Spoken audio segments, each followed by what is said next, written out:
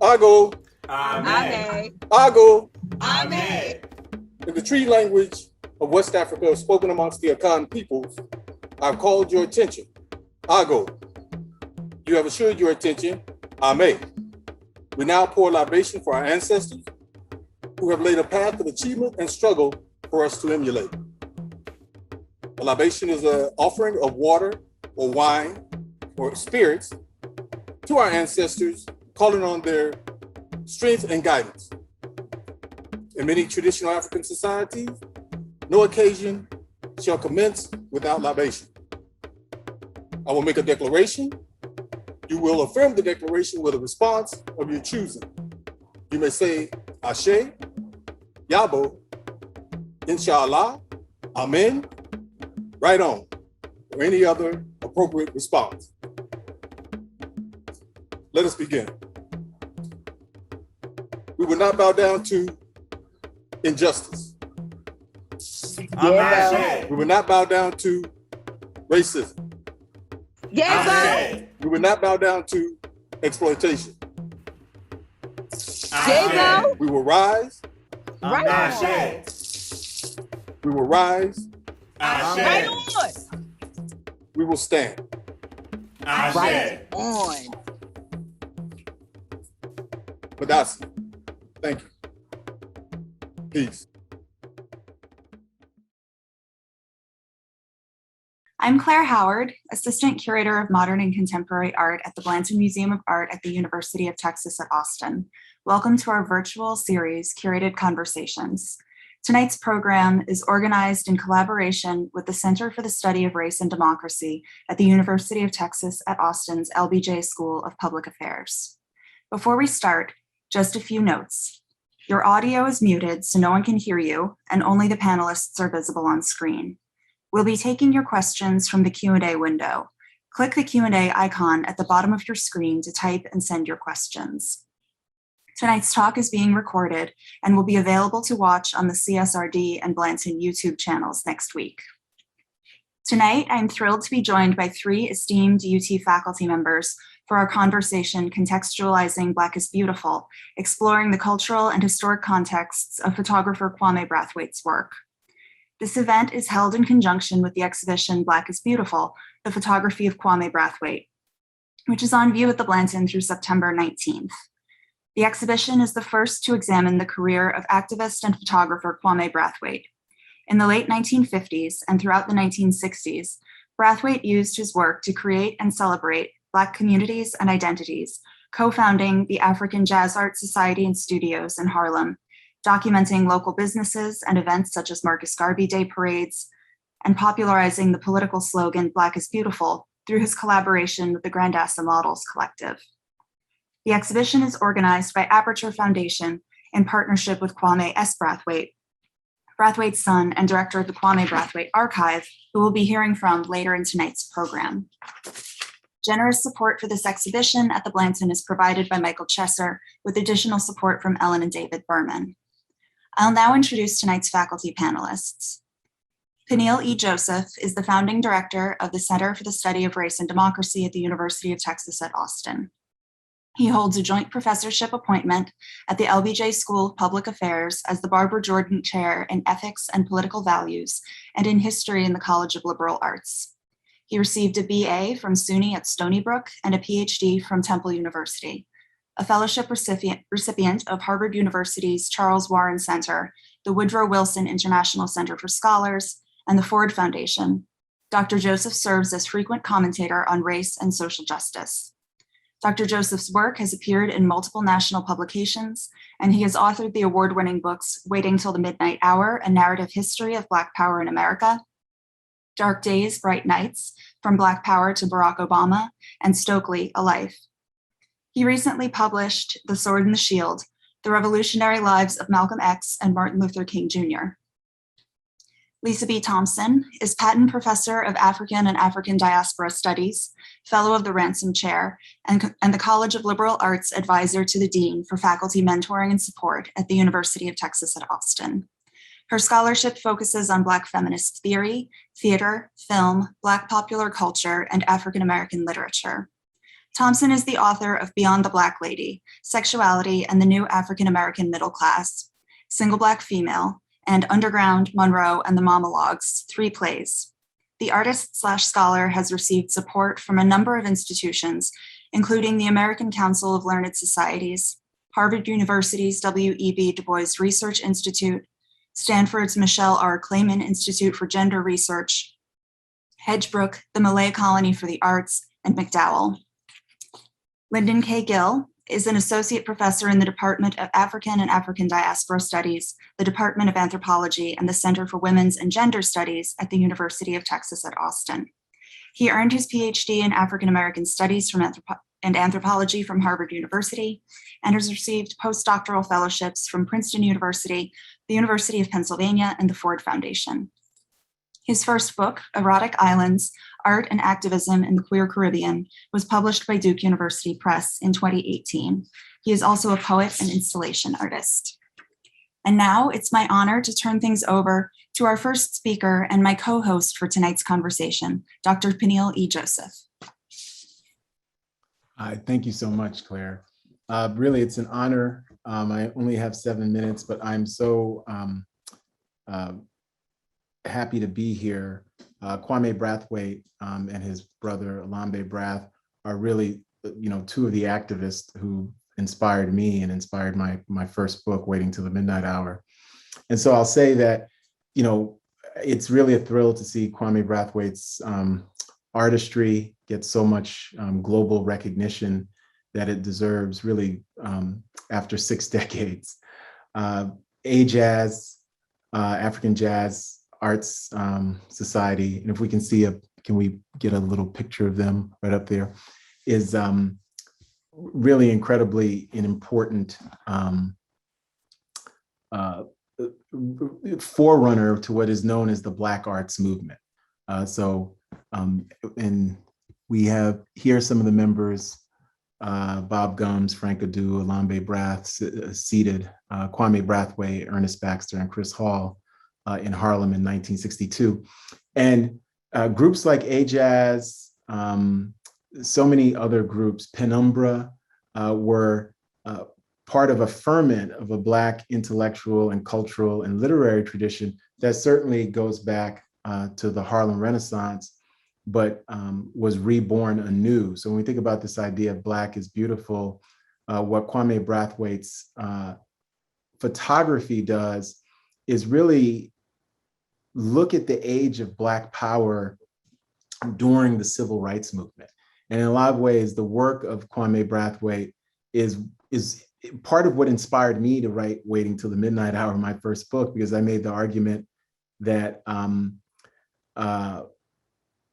the Black Power movement did not just start when Stokely Carmichael called for Black Power in 1966. It was intersecting with the civil rights period's heroic period. And really, Kwame Brathwaite and Olambe Brath are 2 of the most important interlocutors, alongside of people like Amiri Baraka and Sonia Sanchez and others. But the idea of transforming Negroes into Black people, AJAZ and Kwame Brathwaite are unbelievably an important part of. Can we go to the next slide, please? Well, this is a picture of the artist himself, a self-portrait from 1964. People like Roy DeCarava, Kwame Brathwaite, so many other artists and intellectuals of this period, before we get to the creation of the Black Arts Theater, Black Arts Repertory Theater and School, the BARTS, in 1965, really helped to transform what became known by Addison Gale and others as the Black aesthetic. So when we think about somebody like Kwame Brathwaite, alongside of really these icons like Malcolm X and Abby Lincoln, Max Roach, who Dr. Thompson will be talking about, he's such a huge architect of this period. And this Kwame Brathwaite's Black is Beautiful. Can we go to the next slide, please? I want to see the Grandasa model from 1968. Part of what Brathwaite's artistry does is force us to reconceptualize our temporal framing of this period. So what do we do when we see, this is a Grandassa model on a car during a Garvey Day celebration in Harlem, 1968. But what do we do when we see Ajaz and Grandassa models in the early 1960s, right, during the Kennedy administration? Kwame Brathwaite and his brother were part of the African National Pioneer movement with Carlos Cooks, beginning in the late 1950s. So what do we do when we see this kind of Black power and Black is beautiful, when we see such powerful Black feminist images? One of the most extraordinary aspects of Kwame Brathwaite's photography and his artistry is how powerful Black women are portrayed throughout in a way that's both analogous with, but also anticipates second wave Black feminism. Finally, can we show the last slide? And I'm gonna, when we think about this idea of Black is beautiful, what does it mean? Why is it so political? Just like today we have Black Lives Matter, this idea of Black power and Black is beautiful is a political statement in a society that is anti-Black. The genius and the power of Kwame Brathwaite's photography is really finding so much beauty in the Black quotidian, just everyday figures who are the organic intellectuals and organizers and brothers and sisters, mothers and fathers, daughters and sons within the community, and spotlighting how regal they were, really spotlighting Malcolm X's notion of radical Black dignity. So I'll close there, but it's really a treat and an honor, and it's so good to see in this era, in this age of Black Lives Matter, that Kwame Brathwaite, who's really a true genius, that genius is being recognized on such a tremendous scale. So I think this is long overdue, but it's really important, and I'm honored to be a part of this. Thank you.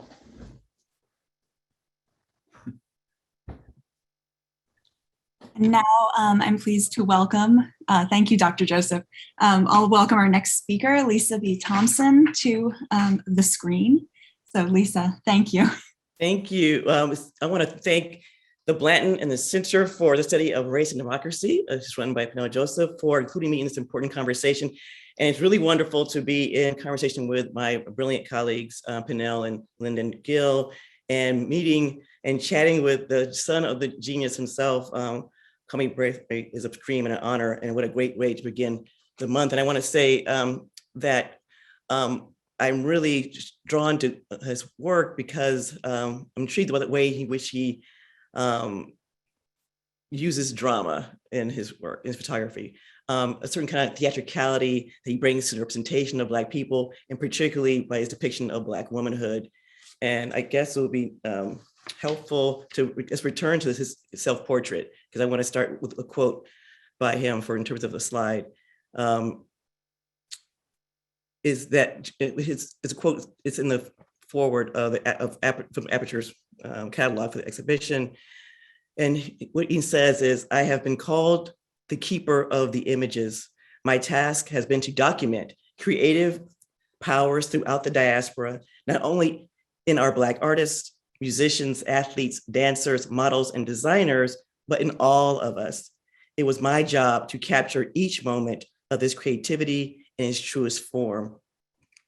And I think that's, quite a task to take on, especially the young age that he was when he was doing so. The second quote I want to share is from an interview with a critically acclaimed actor, Michael K. Williams, who tragically passed away yesterday at the age of 54. Last year, he told Men's Health, "I spent a lot of my younger years not feeling beautiful. When I look back at my pictures now as a kid, I'm like, damn, you were actually beautiful. I couldn't see it back then." So thinking thank you for that. Beauty, physical beauty, is often considered frivolous. Beauty has been deemed a trivial concern, one that is rooted in the surface, in the trite. But after looking at the images in the vast archive built by Kwame Brathwaite, I think we can turn to image of the musicians together. His vast catalog gives us a sense of what beauty can look like. I want to ask, what does it mean to be born into a body that is not only considered by the broader society and often one's own community even as not beautiful, but actually ugly? How does that shape a life? How does that shape a soul down to its core? I'm struck by Brathwaite's activism and decision to interject into that discourse with a loving ferocity and intention.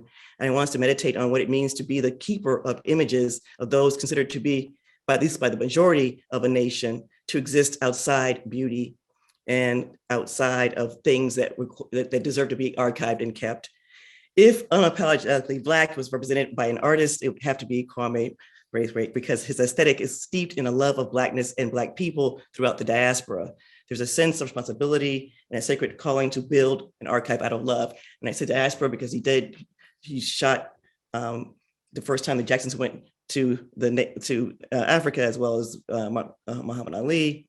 So there's a sense of responsibility and a sacred calling to build an archive out of love. It delights my heart that he was called to extend that love beyond the famous, to extend it beyond Black genius of our musicians. So can you show the man smoking in the ballroom, please?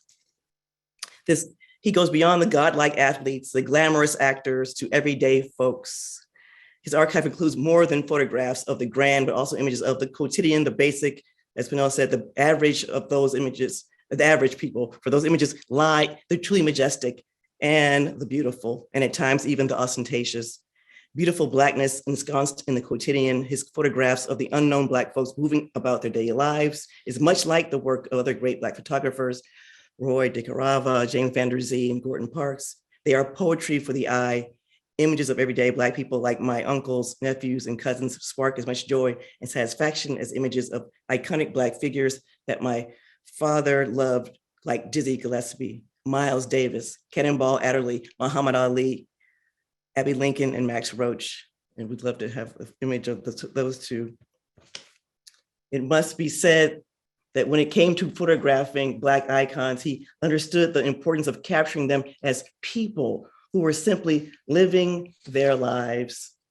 He disclosed in an interview with Tanisha Ford, I'd go to Coltrane's house at times. He'd be playing the soprano sax in his kitchen with his t-shirt on. I got some shots.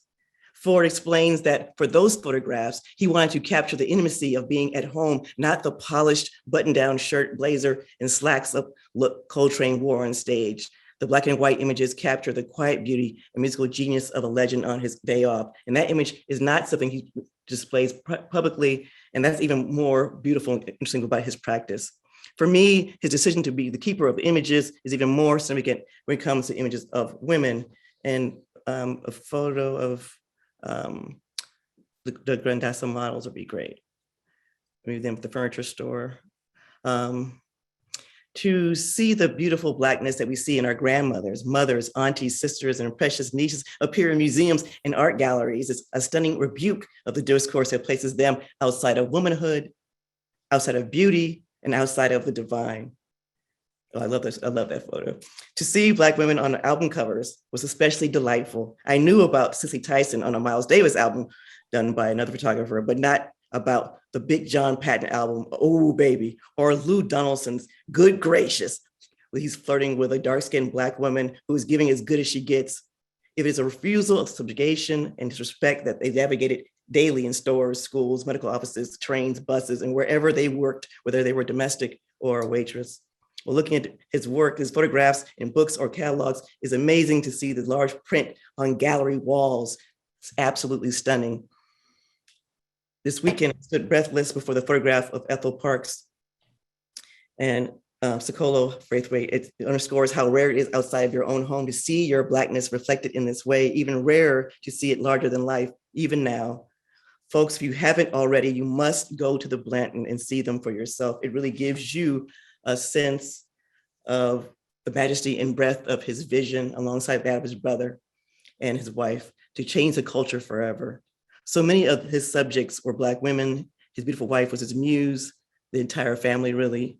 And hopefully we can talk about that a little bit later, hopefully. His camera was a witness to Black beauty when the racist beauty standards placed us outside of that category. His art was revolutionary to proclaim us beautiful when our own culture fetishized the outliers, those thin of lip and of hip, with blue or green eyes, long, straight or loosely curled hair, and the fairest of skin. All those can pass the paper bag test, come to the front of the line. That was revolutionary too, perhaps even more so.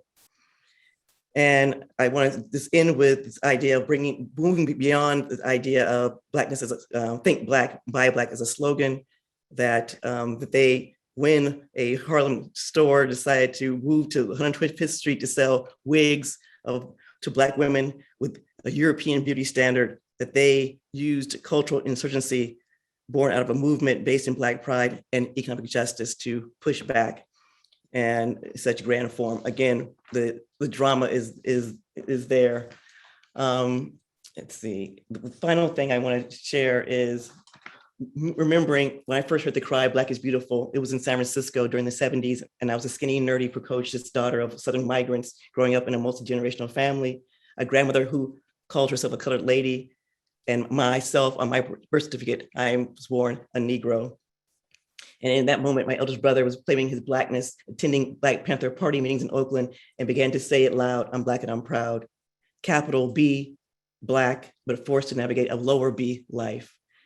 I love the images of capital letter Blackness that we see in this archive. He captures not only the protests, but the lovingly captures images of people like my parents and their friends who got dolled up in their Saturday night's best, headed out to the clubs in the Fillmore in San Francisco, which many call Harlem West, to bask in their own Black beauty. And you can show me now because I'm a baby girl.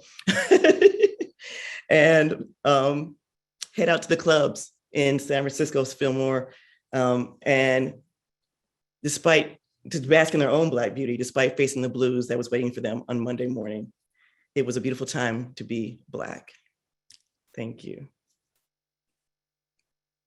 Thank you, Lisa. That was fantastic.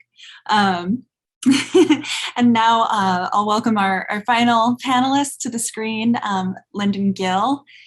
Please take it away. Thank you, Claire. Evening, everyone. I want to start by just following my colleague's lead and thanking Claire, Emily, Justin, and the rest of the Blanton team for the invitation into this conversation and for all the work that goes into making events like this seem effortless, though they hardly are, especially in this never-ending pandemic. So also deep gratitude to Kwame and his wife, Robin, for holding aloft and sharing the tremendous legacy of their father with all of us. And it's always an honor to be in conversation with you, but also with my colleagues. Pleasure to be in conversation with Lisa and Peniel. I want to jump right into my brief remarks today and I'm going to offer some provocations with all due respect, but in the spirit of a Black queer radical rebelliousness that both inherits and at times contests the legacies of both Black nationalism and Black feminism. There are two institutions I want to question critically with you this evening. We'll start virtually, close to home, and end a bit more abstract. May I have slide number 20, please? Thank you, Claire, and thank you for providing these slides. I know that's also not super easy. Thank you. Kwame Brathwaite's generation saw within their lifetime the swift liquor and cigarette ad distortions of not only the Black is Beautiful movement, but also of Jamaican-born Pan-Africanist leader Marcus Garvey's Buy Black push for Black economic autonomy through the support of Black-owned businesses. The problem arose when disproportionately white institutions hijacked these cultural interventions in order to show and sell a facade of readily consumable, all Black everything, used to assuage racist guilt and reap the rewards of racial consciousness raising. Sound familiar? It should. In short, we must still be careful about who is selling us Black beauty and why when we are in the market to buy, if we are in the market to buy. This is a metaphor, of course, though often it is not. Especially in this climate change summer of the Black Lives Matter movement, I encourage us all to be extra cautious and vigilant when it seems that so many mainstream institutions are donning blackface. The Blanton is not one of those institutions, And this exhibition is not one of those moments, as far as I can tell. But some questions should still be placed gently on the table, I think, if only to encourage the habit. One of the premier university museums in the country and the primary art collection of the city of Austin, with an over $6 million budget and roughly 19,000 works in their collection, the Blanton was established in 1963, around the time that many of these photos were taken. But the same radical Black politics that undergirds what might be called the long Black Lives Are Beautiful movement, perhaps, and does not allow it to become reduced to faddish fetishization, requires us to ask, if only rhetorically, what percentage of the Blanton National Leadership Board is Black? What percentage of its curators are Black? What percentage of the management staff is Black? What percentage of its exhibitions over the past 2 decades have been by Black artists? What percentage of even just their 2019 to 2020 acquisitions have been Black work? What percentage of the work that they lent to other institutions have been to Black-led institutions over the past year? Now, the Blanton does better in more recent years, perhaps as a result of its race and social justice in the art initiative. In the last 3 to 4 years, we've seen solo shows by Dietrich Brackens, Joyiri Manaya, Wael Shoska, Kambui Olujimi, Wangechi Mutu, and Charles White, to name a few, with a 2011 exhibit by El Anatsui being a notable exception. Last year alone, the Blanton acquired the work of Elizabeth Catlett, Colleen Smith, Zanele Muholi, Robert Pruitt, and Lorna Simpson, probably among others. But remembering that those 19,000 works and $6 million annual budget should pique our collective curiosity about various Black percentages across the institution, despite my surely imperfect and incomplete accounting. I say all this to implore us to not let the radical Black attentiveness of this exhibition and of Kwame Brathwaite's life and work escape us. These uncomfortable questions are necessary because even though much has changed, much still remains painfully the same. May I have slide number 13, please? The Jazz Quartet. My second set of critical questions are a bit more abstract, but hopefully more quickly posed. Fashion historian and important midwife of this exhibition, Tanisha Ford, explains in her essay in the exhibit catalog that Lisa referred to, how Brathwaite fell in love with photography at a jazz club, echoing Brathwaite's preface, where he outlines just how vital music and especially jazz is to the photos themselves, and thus, I propose, to how we look at them. Our emeritus performance studies scholar and co-founder of African and African diaspora studies here at UT, Omi Jones, calls this approach to jazz as a lens, a jazz aesthetic. Dr. Jones insists that jazz can restructure how we see, but what if it can also restructure our entire sensory geography through a kind of improvisational synesthesia? I told y'all it was gonna get abstract up in here, but just hang with me for a moment. Many of you probably know that synesthesia is the cross-wiring of the senses. It's why sometimes a smell has a certain color or sound, a particular feeling or flavor and image. In short, synesthesia describes the porous borders of our senses and reveals their deep interconnections. Perhaps what Dr. Ford calls Brathwaite's ability to make us feel and hear a photograph is easier to grasp in the image of the jazz quartet. Can you feel the rumbling bass, catch the fleeting trumpet riff? Can you smell the aftershave or the cigarette smoke that turns the light to haze? I say this is a bit easier here because what we actually see is obscured, forcing us to see otherwise. If it's not clear by now, the institution I want to question here, my second institution, is visuality, or more precisely, the primacy of the visual. In other words, how does Brathwaite demand that we see with more than our eyes in his work? May I have slide number 21? The Marcus Garvey Day Parade. This is my last slide, coming to a close. If our bodies are also improvising with the senses to create the fullness of experience, then we can also read this image beyond the visual, though the sight lines here are much clearer. Deborah Willis, in her essay in the exhibit catalog, mentions the elegance of this woman hugging the New York Times Magazine to her chin, mirrored by 2 equally elegant Black dandies to her left, our right. But my hope is to challenge us to see beyond sight, catch a whiff of perfume and hair pomade, feel the open stillness of listening bodies. Can you hear who's speaking just outside the frame? Before its reduction to merely an assessment of the beautiful, the word aesthetic actually meant the art of sensory perception. You can check the etymology for yourself, I don't have time. But Brathwaite reminds us that photography, like jazz, can be a full sensory art form. And this is why, as Lisa said, the exhibition is so crucial to visit it in person, right? Even if only for a sense of scale, but to feel it with your whole body. It provides the kind of experience that encourages us to question any single way of seeing, as disquietingly as we question any institutions, advertising, fashion, beauty pageants, or even museums that have historically turned a blind eye to Blackness. Thanks so much. Thank you, Lyndon. And now I'm pleased to introduce Kwame S. Brathwaite, Director of the Kwame Brathwaite Archive. Kwame Samori Brathwaite, son of photographer Kwame Brathwaite, is Director of the Kwame Brathwaite Archive. He manages the archive as well as collaborative projects that are concordant with the themes in his father's work, namely activism, politics, fashion, and music. Kwame Samori authored a chapter in the book Mod New York, Fashion Takes a Trip, and has lectured at numerous institutions, including the Harvard Art Museums in Cambridge, Massachusetts, the Courtauld Institute of Art, London, and the Museum of the City of New York. He co-curated Celebrity in the Everyday at Philip Martin Gallery in Los Angeles and curated Black is Beautiful, the photography of Kwame Brathwaite in partnership with Aperture Foundation.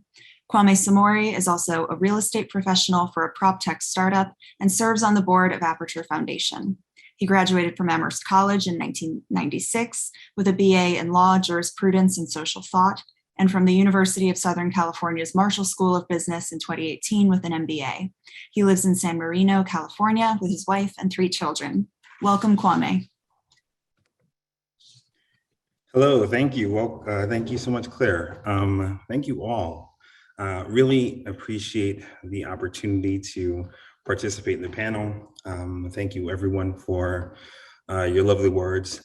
It's really incredible for me to see the work being embraced the way it is. As someone who started this project about 8 years ago, working with my father, it's really amazing to see the progress that we've made and the way that it's been appreciated throughout the diaspora and globally. This project all started essentially us trying to look at the archive and preserve the work so that we could digitize the works of my father. And along the way, we had an opportunity to get the work in front of Aperture, Michael Famagetti at Aperture. He quickly recognized the artistry of my father's work. You know, of course I'm biased, right? I'm looking at the work with very specific eyes. And so I wanted to get it in front of Michael Famagetti, and he kind of validated essentially what we were thinking, that this work should be out in the world from the lens of the photographer, but also for the cultural significance of what he was doing as the keeper of the images. And so after an article with Aperture, they looked to expand upon the investigation into my father's work and career. And that's how the monograph came about. And fortunately, during the time of putting the work together, they recognized, as did I, that an exhibition would be an appropriate way to share the work, because ultimately, for me, in preserving the work, making the archive, one of the goals was to tell the story to people who know the phrase Black is beautiful, but didn't necessarily know where it came from, where it originated, who popularized it, and why it's part of our lexicon today. And so we decided to put the images out and start an exhibition tour. And it started in California at the Skirball, then traveled to Moab, South Carolina, and now it is here at UT, and we'll travel to Detroit and New York later on. I think it's really important, and one of the things that really stands out to me is the way in which people interact with the work. I think, as many have alluded to previously, it's one thing to see the work in a catalog, but it's something entirely differently to see the work together. And I implore you, if you have the opportunity, to go and see the work. The Blanton exhibition is carefully thought out and well put together. And because of the scholarship that's there, for sure, increased, I think, the knowledge base of what's being presented. And so I think for me, it's the critical part of seeing, the young man touching Obama's hair, understanding that this type of visualization, this type of regalness, this type of beauty, this type of pride can be transferred through the work. I think it's one to experience it. It's something totally different when you're actually in the space. And I think at the scale that we've been able to create, something that was not available to my father previously, it's been extremely fun to see and interact with the work. And so, as we continue to put out new works, look through the catalog and really preserve the sanctity of the stories, and in our, pass down the stories, right? The folklore and all the things that are inherent in this work. It's really important for me to continue to tell these stories. And for that, we are going to launch the Kwame Brathwaite Archive as a 501c3 and help others figure out how to work through archives, as well as provide opportunities for younger artists who are in the same kind of spirit and vein to experience the work. But I think, the work it speaks for itself, and it's something that I'm honored to be able to speak about with such prestigious other faculty and the people here at the Blanton. So thank you. And I think we will now move into the conversation. I think Lisa spoke about it, but I think one of the things that would be critical and I'd love to hear is how does what was everyone's first experience with hearing the phrase Black is beautiful? Yes, and I'll invite Lisa and Lyndon to unmute and return to the screen. So Kwame, specifically that term, Black is beautiful? Yes. Where's your first interaction? How did and what was that for you? I grew up in New York City in the 1970s, and so my mother, I heard Black is beautiful from my mom. I heard Black is beautiful just being in Brooklyn and Queens. So I don't necessarily think I thought of it as extra special. So I lived in a very African and Haitian household. So my mom's a Haitian griot and stuff. So she's all about Black beauty. So I think it was just part and parcel. So I think it was always there in our background. So that's how I think I interacted with it. And in New York City, it was there at the time. Even under the hard times at Ed Koch, because I grew up before David Dinkins. I grew up in Ed Koch's. Ed Koch, New York was different. That's the graffiti. Yes. That's Bernie Getz killing Black folks, and they're giving him standing ovation. Yes. On the subway. That's where I grew up. Eleanor Bumpers, they're killing Black women who are grandmas. Right. And they're saying that she had a knife, and that's where. So way before Yusef Hawkins, Michael Griffith was killed when I was a freshman in high school, was murdered by a white mob that he ran into a highway in Howard Beach, Queens. Yes, I remember that. So New York's a hard place. Yeah, no, for sure. But Black is beautiful was always there. But that's a great question, Kwame. Okay. I mean, I can't speak to the time Peniel and I are a little different in age, just a little bit. So hey, watch it. Me too. I'm more on his side than yours. It was a different New York. I definitely remember good old Mayor Dinkins. But I think that there's something, and grew up in a Caribbean household, but grew up with a mother who was, I do want to push back, not to talk about anybody's mama, I don't want to get in trouble with Peniel, but I think that there's something particular about not to be taken for granted from the Black folks, but especially the Caribbean folks who were uplifting Blackness in that moment. I think that's not a foregone conclusion. I think my mother was deeply, as a woman coming from Trinidad, definitely considered herself a Black nationalist, definitely was highly aligned with radical Black movements from Rastafarianisms to Garvey. In growing up in Jamaica, Queens, my relationship to Blackness and to our Haitian neighbors was very different than I think. There were a lot of middle-class Caribbean people and African-American people who, though they may have been Black, did not think Black was beautiful, even in the 80s, right? And so that there was this, it is not a foregone conclusion, even in a city like New York, that's still anti-Black. New York is a highly anti-Black city in particular pockets. And so for me, it was having one of those little knit red, green, and gold little knit things. I remember it was in my room, kind of put as a subliminal message, but my mom probably was on my crib before I even knew what, what life was, what color was. That it was like, on one side it said Black is beautiful, on the other side it said Africa first. And so I'm sure she got it at some kind of radical meeting, whatever, but to insist on that was her aligning herself, even as a Caribbean person in that moment, with an African-American radical Black consciousness. That wasn't the case for all Caribbean people, certainly, and definitely wasn't the case for all African-American people. In that moment. So though, there's, a big Black contingent in New York at that time, I'm really thankful for her for, loving me, loving Blackness, literally like loving my Black skin, my darker skin, and not the kind of the colorism we see across the Caribbean, across the American South where we are right now, that stuff is really real. And that's an anti-Blackness that cuts deeper.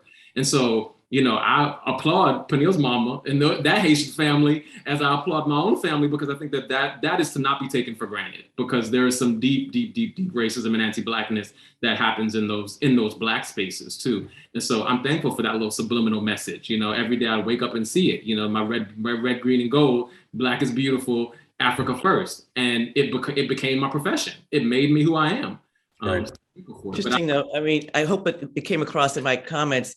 Like, again, having a grandmother who was born colored and insisted on that being called colored, being born Negro myself, and then navigating this. I think we think of it as it's not. I don't think it's ever one, right? It's we're in the Bay Area. The Panthers are renting from my grandmother's apartment building. Same time as Lisa, don't stay outside too long, because you're the darkest one we have, and we just can't go any further deep into that. We got to, so, and going down to visit family back down home, and same thing. It's like in her hair, right? So in that same era that's happening, both things are happening. People are picking their hair out, but who got the biggest afros are the ones with, I got people saw 4C, I got 5C. So I want to definitely, but that's what was so important about is uttering it. Because even now, I tell to my students, like, you don't understand, when I was coming in college, a weave was a joke. Oh my gosh, she has a weave. And now it's like, girl, look at my lace front. So where are we? I mean, it's not a through line either, right? In terms of how we're dealing with these things and what it means to that. So it's striking to me though, to see those images so large and to make that statement, Black is beautiful, because a lot of the poster children for that moment and that movement didn't look like me.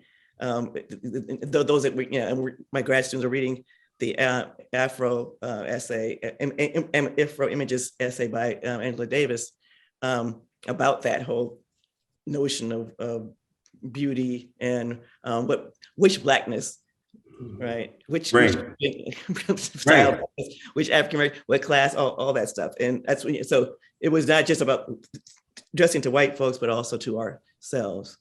Well, look, that Eurocentrism runs deep. I think one of the things, even to touch upon that, and colorism it's a far deeper conversation that still pervades our culture and other cultures still today.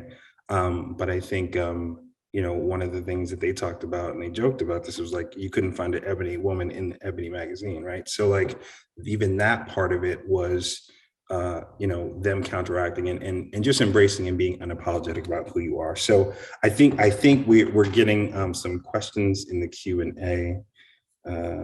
Yes, so from family. I can read out some of our audience questions, and I'll just remind the audience to please enter your questions into the Q&A box rather than the chat, just so we can kind of keep them grouped in one place.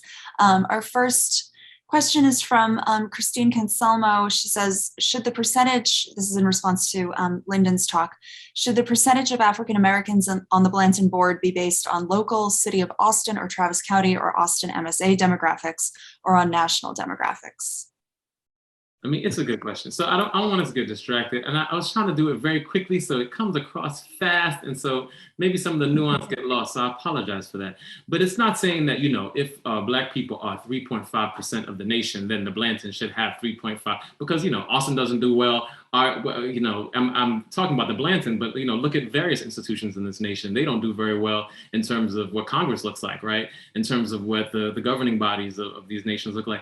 But I just wanted to juxtapose this idea that if we are to talk about Black is Beautiful is not just about the visuals, but also about the substance behind it. It's a radical politic that pushes you to ask the question, how much is Blackness included in the institution that is celebrating Blackness, right? And not to say that the Blanton is using, I was being trying to be careful not to say that Blanton is using Blackness in this moment.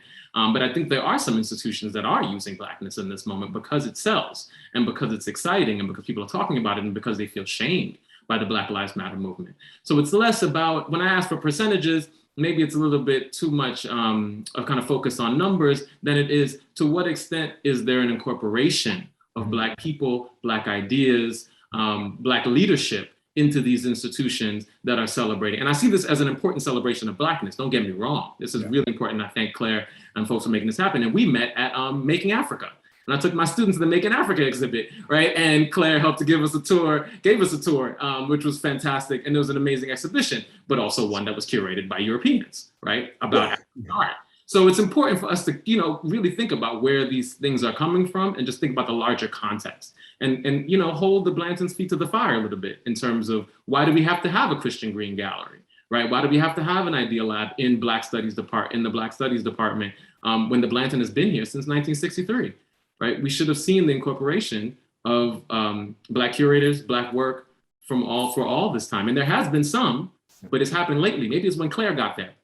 But it's been the last 3 or 4 years. So I don't want to lose sight of what happened before we got to this moment, is all I was trying to say, right?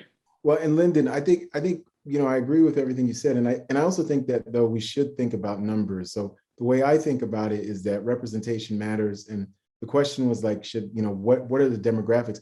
I think it always should be the national demographic, right? Especially in places where Black people are subsumed and lower than that. Because if anything, in a place like Austin, we have such a concentration of thought leaders like Lisa and yourself, and so many different people that are connected to university and outside of university, that you absolutely do not have just a lack of talent here to be on the Blanton's boards, right? And to be on all these boards that would be fantastic for the institutions, right? So if anything, just because they'll give us numbers that were 7.8% or 8%, no, you've got a high concentration of hugely talented people that transcends class. So I'm saying the people who are with no degrees and the PhDs, the people who are quotidian artists and the people who are recognized. I think when you think about Kwame Brathwaite, he's a great example. My argument, and I did this in Midnight Hour, I remember when Kwame and Alambe were Cecil and Ronnie Brathwaite. So I go back with these brothers. That's what I'm saying. I'm in the archives with these brothers, right? And these brothers were, Kwame's father was just like Lisa and you are, Lyndon. Now, back then, they were ready for Guggenheim, MacArthur Genius, everything. They were that in 1962, 61. That's why you say they're geniuses. These are the people, I'm glad I can study genius. I can spot them. I'm not one of them. So I'm the transcriber telling people, you're great, you're fabulous. And that's enough for me. But these guys are geniuses. There's a bunch of Black women who are geniuses, right?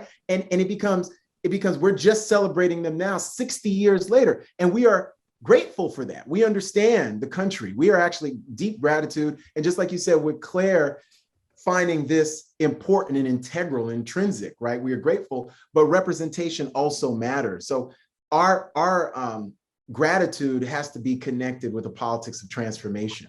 So when people say, hey, how many numbers, we need that. We actually need that. And in a place like Austin, we have it, and not to be tongue in cheek, but in spades. We have the Black genius. You know what I mean? Like we are an embarrassment of riches. So sometimes people say Austin is the white Atlanta, but we have the talent just like Atlanta has right here in our own little enclave. We really do. And so the Blanton, and it's not just the Blanton, all these institutions should recognize it. That means the Regents, it's UT Dallas, San Antonio, all of it should be recognized. And I think, the Black is beautiful that Kwame, the fact that that's being recognized now, and I'm glad that, his son is here and did this, but we've actually lost people like Kwame Brathwaite, where their work is lost to history for all time because no one was able to preserve and curate it. And when they produced it, the white establishment didn't care, right? You know what I mean? And it's hard for Black people to create, as we all know, because look, we're not teaching at a HBCU, right? Nicole Hannah Jones, where they didn't invite us to Howard, say, hey, just all you guys come to Howard, right? So it's hard for us to actually build up parallel institutions that allow us the resources to do this work a lot of times, even as parallel institutions have also saved our lives in terms of the Black church, Black, queer institutions. So many different things have saved our lives. And we're seeing it now with the tragic death of Michael K. Williams, and what happened to him in East Flatbush and the scar on his face and, what happened to him in childhood and what they used to call him. So even the politics of skin color, they used to call him, Black, and they were using the F word, all these different things that impacted him. These things impacted him. So he was and is beautiful, but he wasn't thought as much in the Vandermeer where he was, the projects he was living in. And I think the greatness of Kwame is that he looked at these Black women and these Black men, and he found them beautiful. And you see it, right? Like the astonishing thing of the some of the slides we saw, we see how beautiful they are and how beautiful we are, right? And he knew that and anticipated that. And it's like Lisa was saying, he did it in a way that went beyond Ebony. Ebony 1970, you're getting the most lightest skinned people, light skinned. You're like, what do you do? Like the Grandasa models were us. Like, and it's fine. There's people who are mixed race and light skin, but the majority of us are actually not that. That's the whole thing, So yeah, we got Malcolm X with the red hair, but most of us don't look like that. So they're part of our community. We love them. But if there's magazines where they're the only ones in there, the rest of us are going to be like, well, we don't all look like that. And that's what Kwame Brathwaite did for us. That's the genius of Kwame Brathwaite. And I'm so glad that you, Kwame, made sure that the archive would be living and be shared with others, because I was just, I needed that this weekend. I saw it before getting the horrible news, because I feel like that's probably why I wanted to include Michael K. Williams in my remarks, because he's also made intentional about celebrating Black life. In knowing about Black death, violence, all that, it's in the, it's cut out of the frame, but we know it's there. It's what makes some of it possible.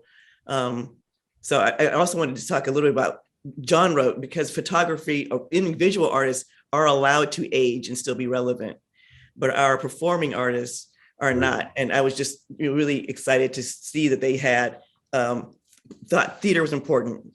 And I tend to overwrite, so I couldn't include this, but the fact that they had the theater arm, this before Baraka, really, right? So it's amazing that they began it before he did, but we do lose that one part of our archive, and also because performance is ephemeral, right, in a way that photography is not. But I went with a professional photographer to the show, and talk to me about the gelatin print, all the different technologies. I don't know if you could share anything about the technology and what it was like to grow up with a dad in the dark room all the time, because we get. And also, I wanted to, before we go, hopefully see a picture of your first photograph for National Magazine.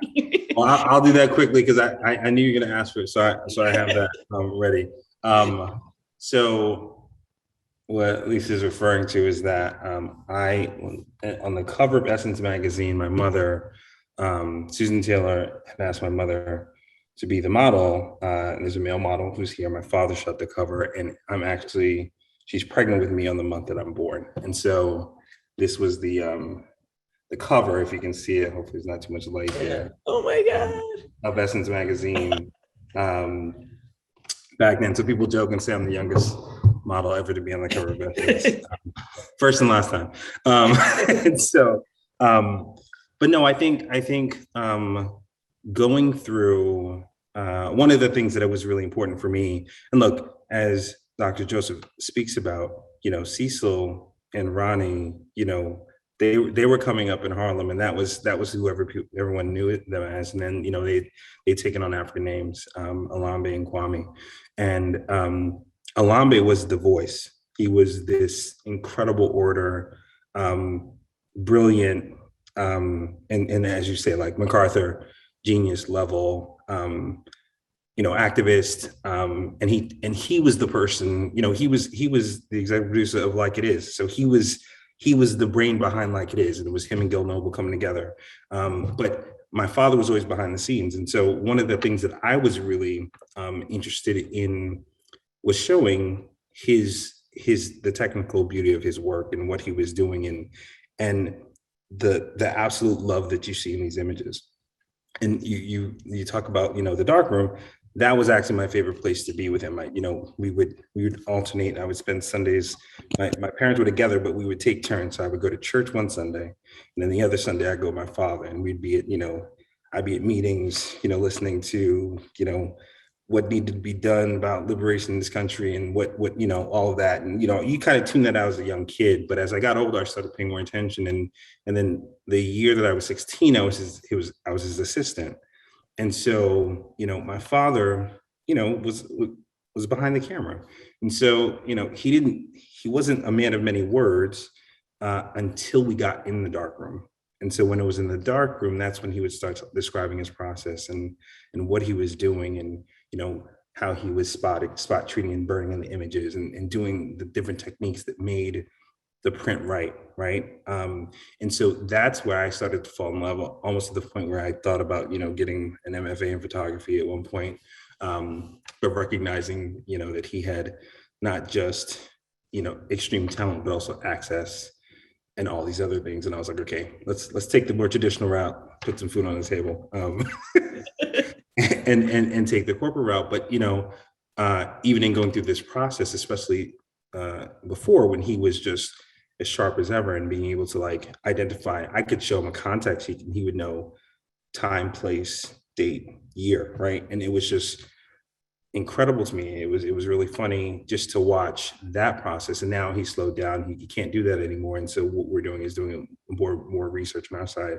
Fortunately, we can do that. But I think for me, it was really important to not just document that process, but also allow him to have his voice through his work. And so the ability to work with a place like Aperture, which was on my bucket list of oh, it'll be great if I can get an article in Aperture. And here we are with, a touring exhibition that's going and teaching, there's, the educational aspect of it, there's the visual aspect of it, there's a fine art aspect of it. So it's really just an honor and beautiful to see, but there's so much of what they were doing, what they were creating, to have that sense of pride, right? The fact that in 1956, they formed the African Jazz Art Society, right? Even that was so intentional, so thoughtful about here's where we are. We're building this, and I often say this, they're building this bridge back to Africa. And there's this diaspora that they want to connect, right? And so that was the critical importance for them, and why this work is so important. Thank you. We have so many great questions in the chat, so I'm just going to quickly throw in one that's kind of a more historic question. Are there different ways in which the Black is Beautiful movement spread across different countries or cultures? For example, considering the topic of Black empowerment in the US versus South Africa or Namibia, especially the different contexts between first and third world countries, and this knowing especially the importance of Pan-Africanism to Kwame Brathwaite's work.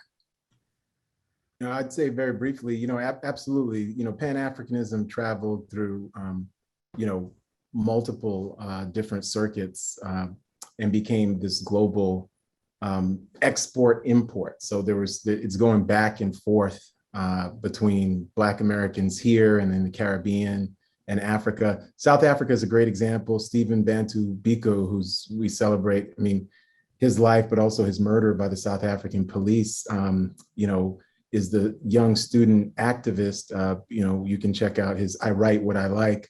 And he creates this Black consciousness movement that's really an analog to what's happening here, a few years later. So by the 1970s, you get a Black consciousness movement that really, Stephen Biko, if he had survived, the history of South Africa would be very, very much different than what we have today. So you do see those circuits traveling. And I would say is that when you see Black is Beautiful traveling to places like England and the Caribbean community there's going to be people who include people who might be thought of as non-Black and non-white in the United States in that Black is Beautiful category as well. So it becomes, our color line here is one of the most rigid in the entire world. And in other spaces, in Trinidad and in Haiti and in the Caribbean, you've got people who might be thought of as Black, who are a mixture of Caribbean and Indian or South Asian. You have people who, are mixed race and who identify as Black. You have Afro-Latina and Latinx people who identified as Black. So that Black is Beautiful transformed Brazil. There's a Brazilian Black Power movement today and then because of that Black is Beautiful. It's going to transform really the entire African continent, but it really transforms Blackness writ large. And if anything, we've seen it with the Black Lives Matter movement and protest, but Blackness is going to impact Australia. It's going to impact Indigenous communities everywhere as well, who see themselves, in our struggle, and rightfully so, I think. Yeah. Thank you. We have another question. It's in response to Professor Thompson's comments, but I think this is probably relevant for all of you as scholars and researchers. It's from Michael Cordova. When we reflect on Black love and Black feminist care when engaging with the archive, as Professor Thompson beautifully examines, how do we reflect on the violence that at times is sown into the archive and ultimately challenge it through our beautiful existences as Black people?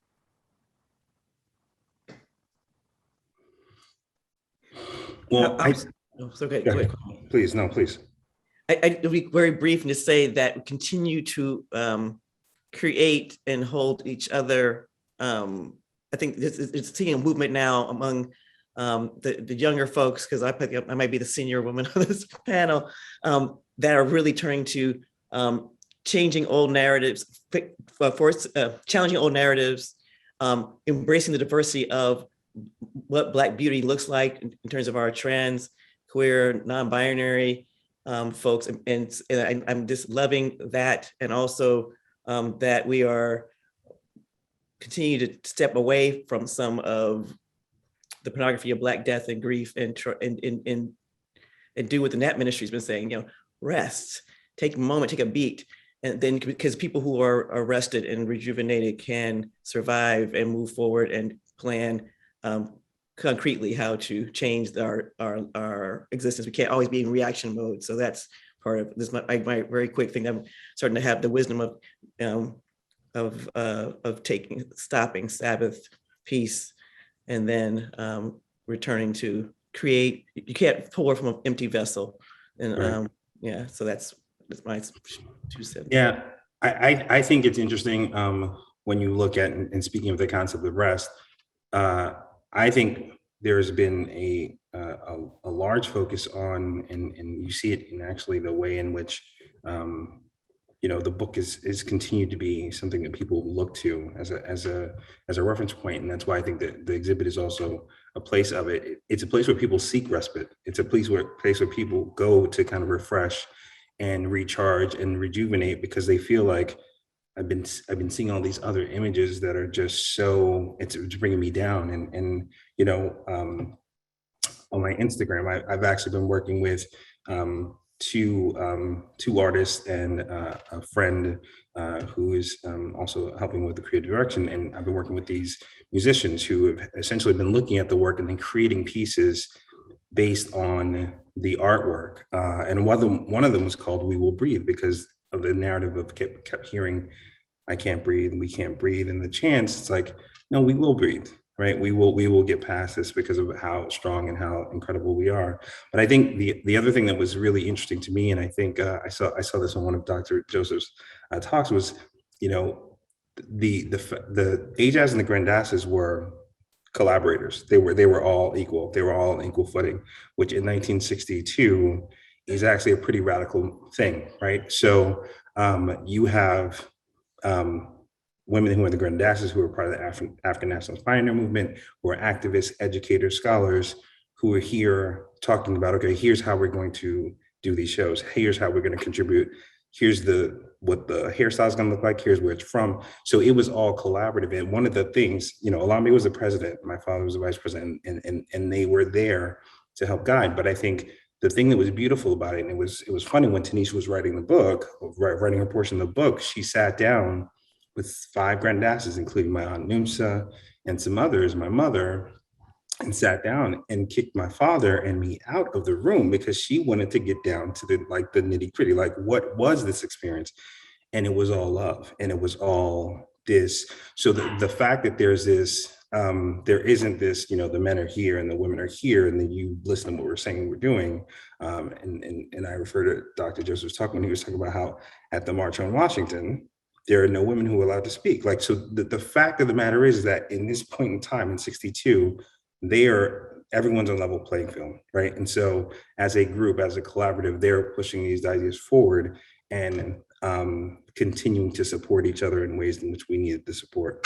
So I think that's one of the things that's really interesting about the archive, that is very supportive and you know, it moves away from this violence against others that we see so often. And yeah, no, Kwame, I appreciate that. I would just say that, Michael, we talked about this in class. Michael's a student of mine. I have him in class. But reading the archive against the grain, various kinds of archives, what does it mean to read for the places where the archive is silent, to bring our sort of imaginations to the archive, to imagine other kinds of archival strategies that are immaterial, that are beyond the kind of materiality of things that are hoarded by particular kinds of, you know, traditions. We have other traditions, right? With the oral traditions, if there's an emotional archive, when Kwame speaks, I feel the kind of the archive of feelings, of the connections to family, right? And so that there's a way to mark that. His existence marks a presence in a way that the photographs, as beautiful as they are, they do a certain kind of work, but his presence here does another kind of work that we as people of African descent recognize that import. And so there's a way to think beyond what's called the traditional archive. And we have scholars Black studies scholars who've been talking about that for a while, what it means to even push against the grain of even what we have as sort of what's considered to be a Black nationalist archive, right? And we as queer folks, as feminist folks, have had to push against that, have had to read against that, have had to see ourselves in spaces where we were not documented and use our imaginations to do that. So we have to have this really dynamic relationship to the archive. I'm just going to say quickly about what was said earlier in terms of movement, but that it's really, like Peniel is saying, crucial to think about not only the ways that sort of Black is beautiful and Blackness has moved around the globe, but when we're talking about Black diaspora, that oftentimes, and you know, there's debate about this, but that sometimes there's the presumption that sort of thinking about the Black diaspora is sort of the depoliticized version of Pan-Africanism, right? So we lose a radical politic and we start talking about Black diaspora, just sort of Black folks here and there, right? And maybe not necessarily a radical connection to each other, right? So we have to try to maintain that politic, even though the language has changed and we're African diaspora studies. Part of what I was trying to say was to maintain a radical politic where I'm concerned about what's going on in Guinea right now. You know, with the overthrow of the government. I'm concerned, regardless of, you know, how quickly CNN gave it a little blip, on what's still going on in Haiti right now, post the hurricane. Like, we're concerned about New Orleans, right? So those sort of things, that's the kind of radical Black connectivity and politic that we need to keep and we need to travel. Our conscientiousness, our wokeness for this generation's language also needs to travel, right? The Black Lives That Matter can't just be African-American lives, but I really love the image of I was gonna use it, but I didn't have a chance it was too much. The image of folks welcoming James Brown back in the airport, which I adore, because it means African-Americans have been traveling. Like we talk about, I don't know that Calypsonian for Sinke who brought it up. I mean, I know the Calypsonian, but I don't know that Black is Beautiful series, but it makes sense because like Kwame Ture, you know, Trinidadians are part of the conversation in terms of radical Black nationalism.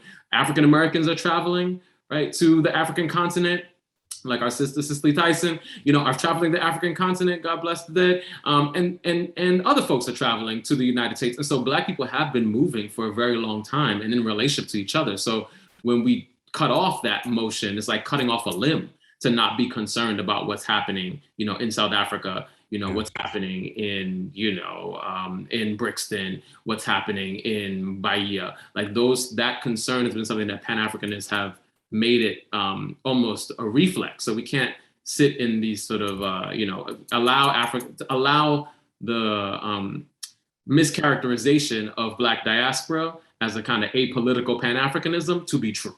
We have to work actively against that and say, no, we are as radical in different ways, trans radical, in the ways that they were radical for their moment too, right? And think about, and that radical conceptualization imagines other kinds of archives, right? Imagines archives that are spiritual archives that cannot be and are not written down necessarily anywhere, but are felt spiritually. Like those are important for us to keep in mind in terms of larger structures, I think. Thank you, Lyndon. That's, I think, a fantastic, you know, call to action and to thinking on which we can end our conversation tonight. We're about almost 15 minutes over time. And so thank you to everyone who contributed a question. I'm sorry we didn't get to all of them, but I want to thank all of our panelists for such a rich conversation and for your thoughtfulness this evening. And thank you to our audience for joining us and for all of your support in the chat. We really appreciate it. I want to also thank my colleagues Emily Dunkley of the Center for the Study of Race and Democracy and Justin O'Connor at the Blanton for their help organizing tonight's event. So before we go, here are a few quick reminders. Our next curated conversation will be on Tuesday, October 5th at 5 p.m. The Fort Worth, Texas-based artist Cedric Huckabee will join Blanton Deputy Director for Curatorial Affairs, Carter E. Foster, to discuss Huckabee's new contemporary project exhibition of recent portraits. For details or to watch past curated conversations, you can go to blantonmuseum.org/museum from home. If you'd like to show your support, you can become a member or give the gift of membership at blantonmuseum.org/membership. And if you want to always be in the know about programs like this and other news, you can sign up for our newsletter at blantonmuseum.org, and links to donate to the Center for the Study of Race and Democracy and subscribe to their updates are included in the chat below. So thank you again for joining us this evening, to both our audience and our panelists. And we hope to see you for next month's curated conversation and at future CSRD events. Bye. Thank you. Thank you all. Thank you. Thank you. Good night. Have a good night. Thank you so much.